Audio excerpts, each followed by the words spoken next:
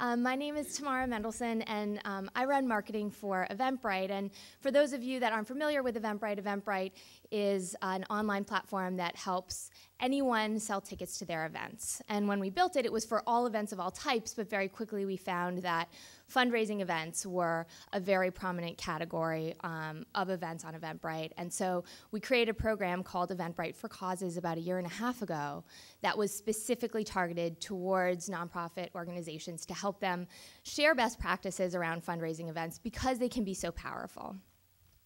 And I think, as we spend more and more time online and in front of the computer, I think I saw some recent statistics that said that an average teenager is spending 7-8 hours a day on consuming media on computers or mobile devices or wherever.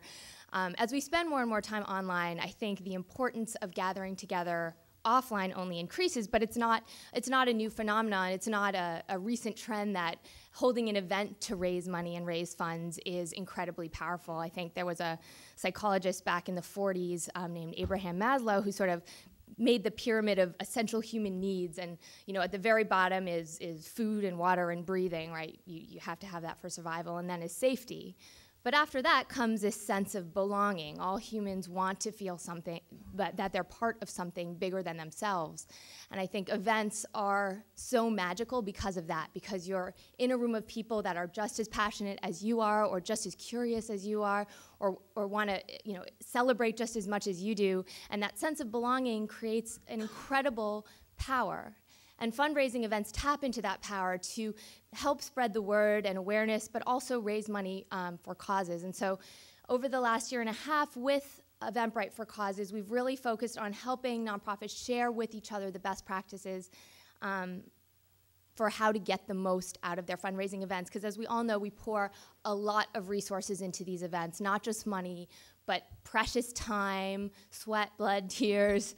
And so to get the most out of them is incredibly important. And I think, in interviewing a lot of the nonprofit organizations that throw their events using Eventbrite, we found out some interesting things. And so today I'm here to sort of share a lot of those best practices. So to get the most out of your fundraising events, you first have to kind of understand what you want to get out of them. What is your goal? And it's sort of a very simple exercise, but a lot of times we don't take the time to think through that. And I think as we did a large survey of all our nonprofit organizers, and we found that the main goals for fundraising our events are really to raise money and drive awareness and engagement. So when you're tasked with the question, how do I get the most out of the dollars and the hard work and the precious time that I put into the fundraising events, you have to think about, what do you want to get out? What do you want to get out of it? And putting goals and really concrete plans in place around these things are incredibly important. So that's what I'm going to talk a little bit about.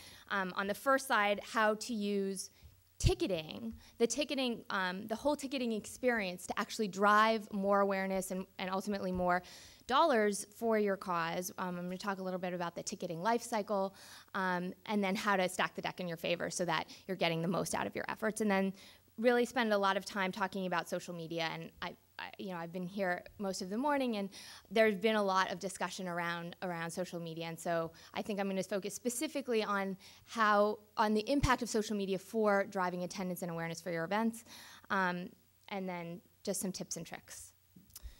So when we look at fundraising events, and these are of thousands of events that have been on the Eventbrite platform, I should say, over the last year and a half, we've helped nonprofits raise over $30 or $35 million and sell hundreds of thousands of tickets to their fundraising events. So we have pretty good data behind this, but you can see this is what I call the ticket life cycle, right? The average fundraiser's tickets go on sale 4 to 6 weeks before the event. And you can see for those first couple of weeks, there are hardly any sales, and then there's a massive spike in the last 2 weeks, right? The majority of ticket sales happen at the last minute. And part of that's just because humans don't like to commit to things until the last minute. It might be that you're trying to figure out what to do, or perhaps you just don't find out about it until the last minute because momentum builds as you get closer to the event.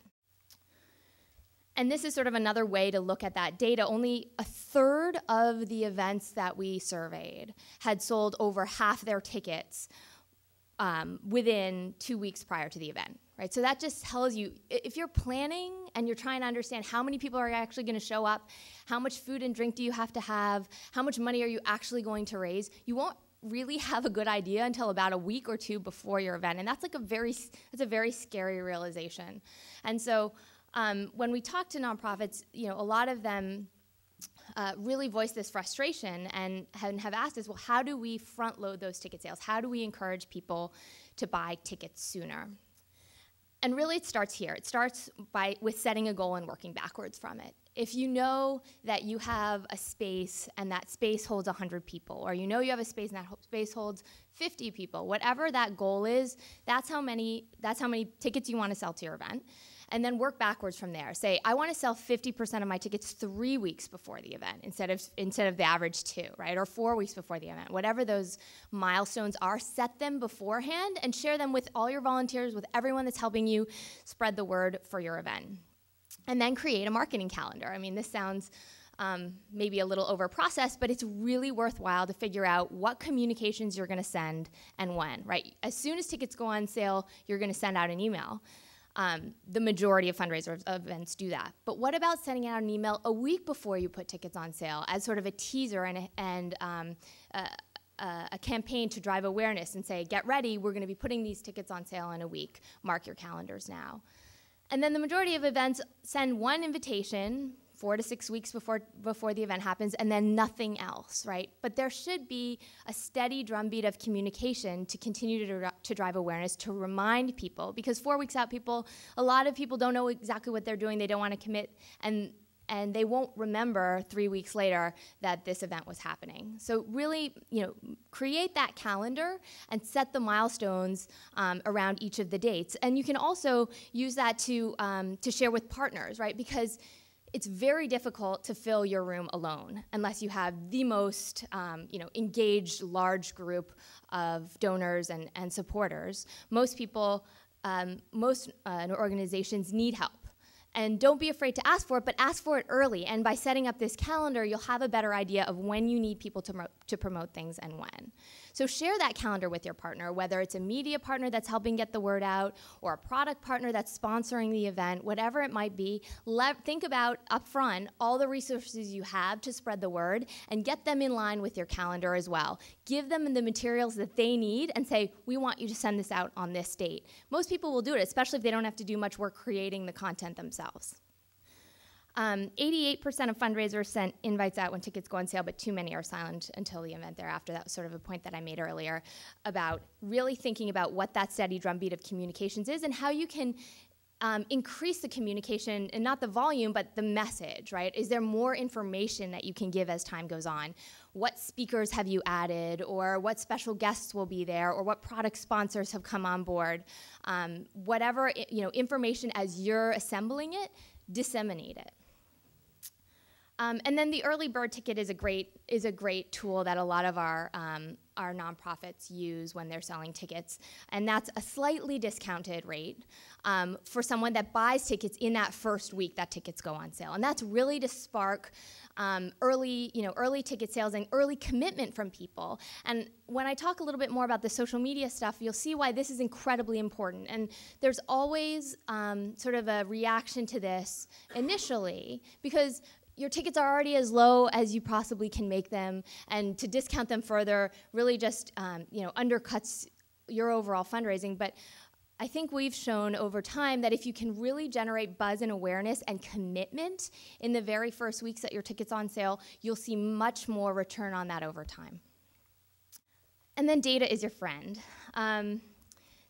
There's some sort of interesting statistics that we found that fundraisers that hit their goals, that hit their fundraiser, their dollar amount goals, are checking in on their data more regularly. And you have to be careful of the causation here. I don't know that if you logged in and looked at how many tickets we're selling every day, that your ticket sales would magically go up. But I think this says something to how aware you are for certain goals and when you're hitting them and what you're doing to drive towards your goals. And so there's a wealth of data that we provide in the Eventbrite product that shows which campaigns are working. If you gave different codes out to different partners to promote the event, you can see which one of those are are being the most successful, who's driving the most page visits, who's driving the most ticket sales.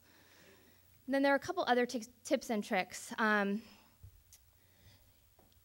Past event information is incredibly important, to know who's attended your events in the past and be able to reach out to them with a special, more targeted email, right? As personal as you can get with these things, you'll see benefit and reward. And if you can tailor a message and say, hey, we really appreciated your support last time. We hope you had a great time. We're throwing this other event. Please attend, rather than sending one blast email out to everyone, hey, we're throwing an event next week, or whatever it is. The more personalized you can get by understanding where your attendees have come from and how often they've attended your events and have supported your cause will only increase the response that you get. Use tracking links to motivate others to promote the event to their networks. And I spoke a little bit about this. Through our tool, you're able to give each partner a unique link.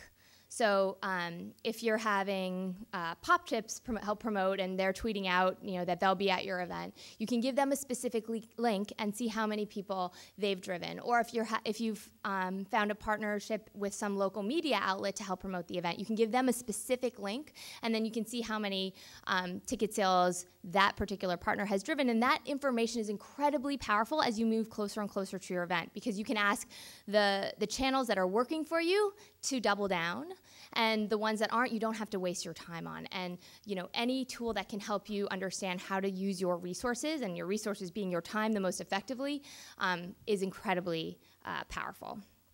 And then finally, this one is a really important one to enable non-attendee monetary support. When somebody comes to your event page, they'll look and they'll see, can I attend that event?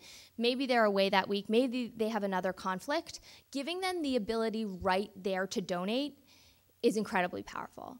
So we've enabled a ticket type that's just a donation field. And however you're selling tickets online beforehand, really think about how you can enable this, because it is so powerful, because you have that person's attention at that moment. They're thinking about your cause, they're thinking about their friends that are going and the fact that they can't attend, and they want to support. And if you give them a very easy way to just, sorry you can't attend, donate $10, donate $20, right there, fundraisers have found that this can drive almost 50% of the total funds raised. And I saw, even for this conference, Vivanista put a donation field, and they were able to drive donations from people that wish they could be here but want to support this cause. And it's something that's easily overlooked but can be very significant in terms of the total funds raised. Okay, so now I'm going to jump into more of the social media stuff. So when we think about social media, a lot of times it's about raising awareness and engagement through these channels, but I'm here to also talk about how investing time and resources into social media can also drive money as well. So why is it so powerful? I'm not going to spend a ton of time on this. You all get this. You've heard about this all afternoon. But if you look on average, someone on Facebook has 130 friends. And if you get that one person, to share with their network that they're excited about attending your fundraising event, and each of those friends share, all of a sudden you have one attendee has the potential to reach almost 17,000 people, right? And this isn't like a random a sample of 17,000 people that might see a billboard or an ad in a newspaper. These are 17,000 people that have at least one degree of a personal connection to your event. And so the relevancy of social media is really the key. The relevancy of the distribution that it gives you. The relevancy of that.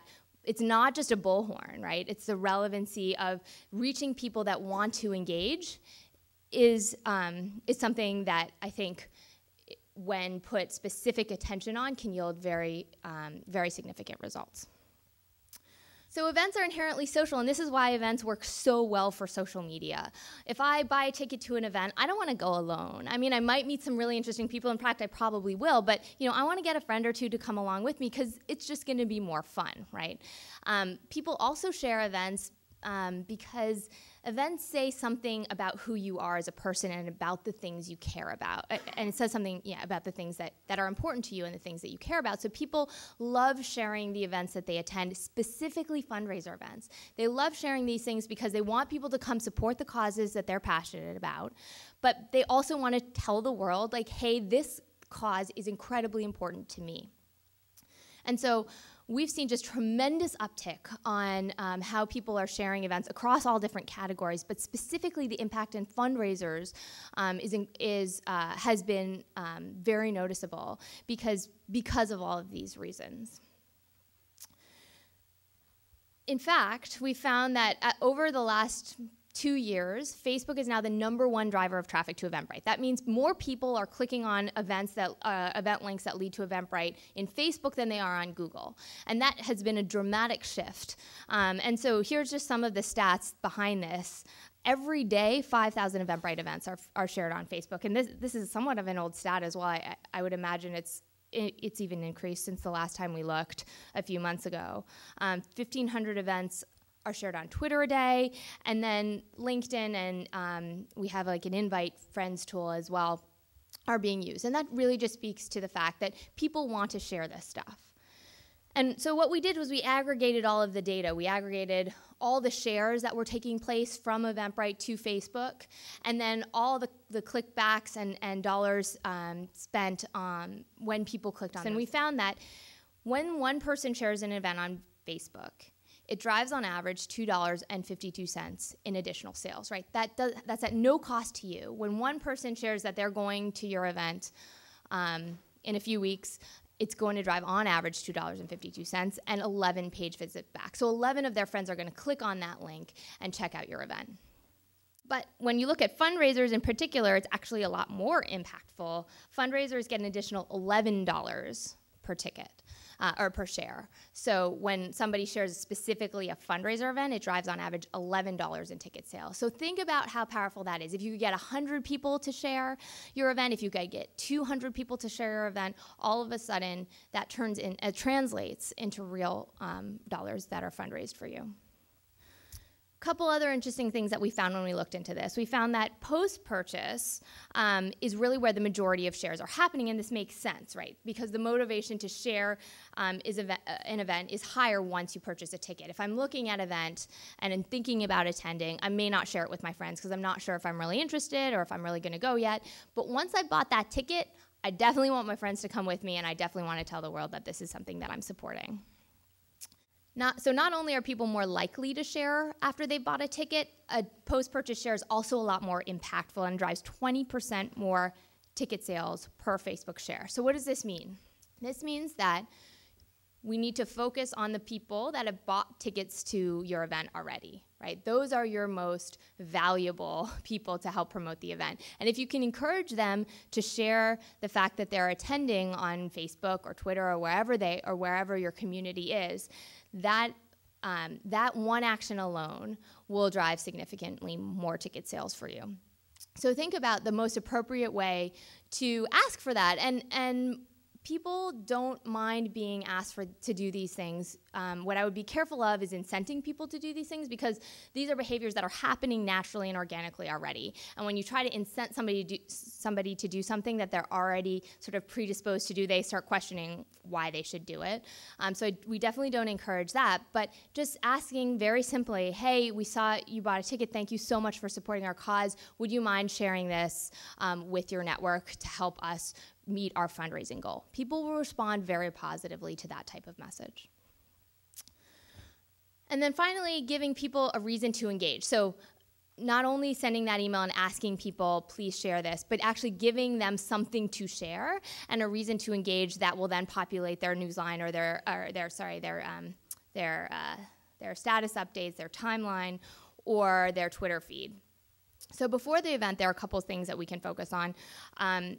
Encouraging sharing pre-event is incredibly powerful, right? Because that drives more ticket sales, that drives the buzz and the awareness and hopefully the faster ramp up to your 50% mark. And encourage use of the hashtag. I think like even with this summit, seeing people tweet about the summit before it even started gave me a feeling that there was some anticipation and some excitement, like this was going to be a great event, this was an event that people are looking forward to. And if you widely promote that hashtag, it's incredibly powerful promotional tool because you're not necessarily promoting your event. Everybody that's excited for your event is promoting it for you. During the event is also a great time to capture and engage the audience. So prominently displaying the hashtag everywhere so that everybody is using it. And then even displaying that conversation. People love seeing their tweets show up on a monitor or on a projection. And giving people a sense of all the excitement in the room. And then for folks that aren't there, for them to see and follow and realize that there was this great event taking place tonight and that next time they'll want to attend. But it doesn't end when the event ends. After the event, it's incredibly important to maintain those relationships, especially if you're doing fundraising events fairly periodically or regularly, or not even fundraising events, other sort of volunteer-focused events. It's a great opportunity to keep that audience engaged. You've given them this great experience of gathering together and supporting your cause. Now give them reason to continue to engage so that when more opportunities come up for them to be involved, they're aware of them, they know about them, and the continued conversation only will serve to escalate the awareness and the buzz around your cause. After the event, we've also seen some great best practices and people asking for feedback for the next event. People love to feel like they're helping to make your next event better by giving you tips for what went really well or what could be improved, and then creating and sharing the recaps, whether it's photo albums on Facebook or blog recaps on your website. People love going back and reliving those great experiences. So give them reason to do so and give them reason to share those with their friends. So just to recap, I'm going to wrap up because I think we're running a little behind. But really, when you think about what you're putting into your event, and what you want to get out of it. It's an ROI equation, right? It's your return on all the work, on all the money, on all the volunteer hours. And so really identifying early what those goals are. What do you want to get out at the end? You know what you're putting in, right? But establishing the goals around what you want to achieve is incredibly important. So setting those targets and then working backwards. Incent early ticket purchasing to get that wheel in motion, right? If you can get people to purchase sooner and share sooner, the impact of that is only going to be greater because you have a longer time horizon for people to discover your event and continue that viral promotion. Collect donations from those who can't attend. I can't stress how important that is and how beneficial that's been to the fundraisers that we've surveyed. Encourage post-purchase sharing. It's the most powerful. If you want to really think about where to focus your efforts and where to encourage the most activity on social media, it's post-purchase. As we saw, these guys, the attendees that share post-purchase are more likely to do so and feel more comfortable doing so, but it also drives more sales because when I see that my friend has definitely bought a ticket, there's like no risk for me buying a ticket. I know she's definitely going to be there and she's definitely going. I'm just going to buy my ticket right now. And then finally, give attendees reason to engage on social media. You'll always have a very loyal group that's going to engage no matter what. You could say nothing, you could be dead silent, and they're going to tweet their love and their support for your cause. But to get that to increase that volume, to magnify that discussion, you have to be involved too. You have to respond when people share their excitement, let them know you're excited as well, share tidbits of information about your event and all the things to come. And that engagement only begets further engagement. And finally, use your data.